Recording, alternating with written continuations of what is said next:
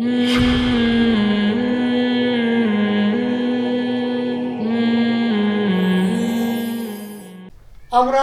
আমাদের কোরিয়ান কোরআনে ও অক্ষরের পরে আমরা একটা খারাপ আঁকা চিহ্ন দেখি।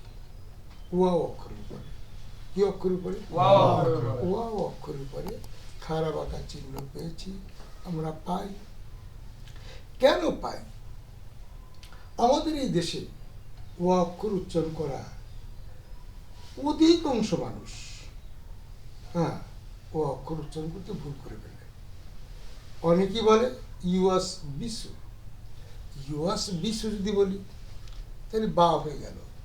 তাহলে এই খারাপ আঁকার চিহ্ন এই জন্য দিছি, এই জায়গায় সাবধান হও, ওয়া যেন বা অক্ষর না হয়, ওয়া যেন বা অক্ষর না হয়।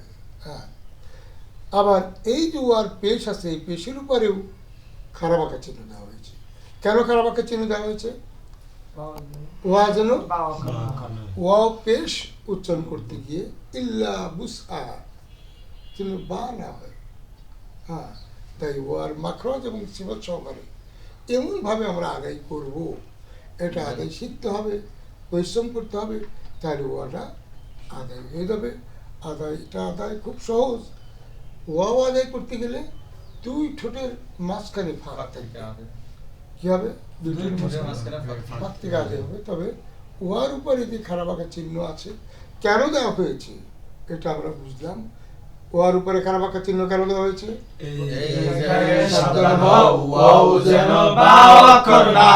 হ্যাঁ, ওয়া যেন বা না হয়ে যায়। ওয়া অন্য কোনো অক্ষর হবে না, ওয়া তা হবে না, ওয়া জিম হবে না। ওয়ার উপরে একটাই ভয়, যেন ওয়া অক্ষরটা যেন বা অক্ষর না হয়।